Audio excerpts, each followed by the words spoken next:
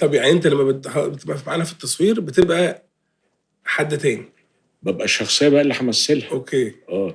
لكن في الفراغات في المشاهد ايوه، ما هي دي المصيبه. ما هي دي اللي انا بتكلم عنها يا عم سامي.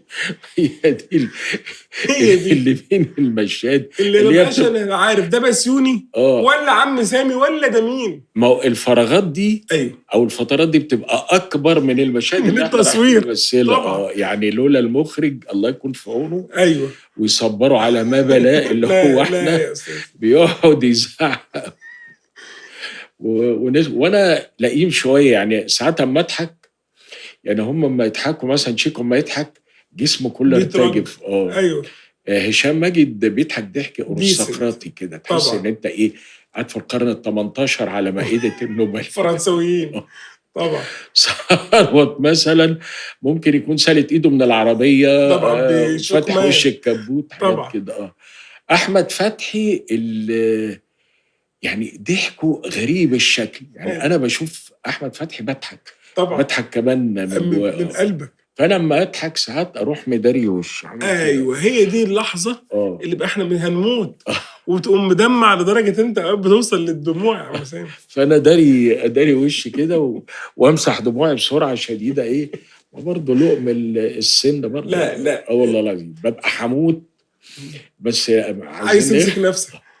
طب عم سامي مغاوري، ربنا يديك الصحه ويخليك لينا يا رب. سامي مغاوري الطفل، سامي مغاوري المدرسه، المرحله دي كانت عامله ازاي؟ اقول لحضرتك حاجه. انا ستي الله يرحمها ست ام علي. اوكي. وكنا بنقول لها نينا.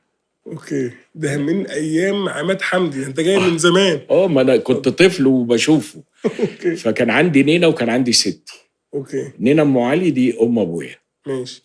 وستي كانت ست زكيه دي ام امي. اوكي. ست زكيه دي كانت تقعد اي قعده تستولي على القعده بالضحك، كانت مرتجله بشكل رهيب جدا. اوكي. نينا ام علي كانت تحكي حكايات وانا كنت بتعلم منها الحكايات دي. وفي الفصل في ال5 دقايق الاستاذ يقول لي ايه يا مغاوري، كانوا يقولوا لي يا مغاوري تعالى اقعد قول لهم حكايه